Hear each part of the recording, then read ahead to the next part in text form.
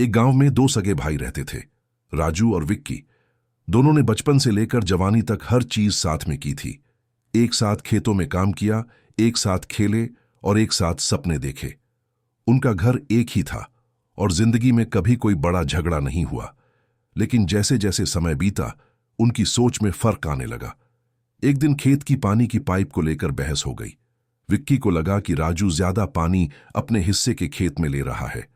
राजू को लगा कि विक्की बिना वजह उस पर शक कर रहा है। बातों से बात बढ़ी और जल्द ही दोनों में तकरार इतनी बढ़ गई कि उन्होंने घर के बीच में एक दीवार बनवा दी। अब वे दो हिस्सों में रहते थे, एक ही आंगन लेकिन दो जुदा दिल। दिन बीतते गए। अब दोनों भाई एक दूसरे से बात नहीं करते थे। माँ बाप कब के गुजर चुके थे, खेत भी बंट गए। खाने की खुशबू तक दीवार पार नहीं जाती थी। पास पड़ोस को बहुत दुख होता था। सब जानते थे कि इन दोनों भाइयों में कितना प्यार था, लेकिन अब वह सब कहीं खो गया था। फिर एक दिन गांव में एक नया बढ़ई आया। वह रोज लोगों के लिए फर्नीचर बनाता और कहानियां सुनाता। राजू ने उसे बुलाया और कहा, मुझे एक ऊंची बांस की दीवार चाहिए, ऐसी कि मुझे विक्की का चेहरा भी न दिखे। बढ़ई मुस्कुराया और बोला, ठीक है मालिक, मैं शाम तक काम पूरा कर दूंगा। राजू काम पर चला गया। दिन भर वो सोचता रहा कि शायद अब चैन मिलेगा।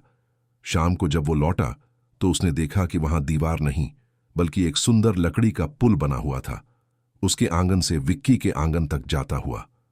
राजू हैरान रह गया। तभी विक्की बाहर आया। उसकी आंखों में आंसू थे। विक्की बोला, राजू, मैंने तो सोच लिया था कि अब कभी बात नहीं करूंगा, लेकिन तूने आज पुल बनवा कर बता दिया कि खून का रिश्ता दीवार से नहीं टूटता। राजू चुप रहा। फिर उसने आहिस्ता से कहा, मैंने तो दीवार मांगी थी, पर शायद भगवान ने वही दिया जो हमें चाहिए था।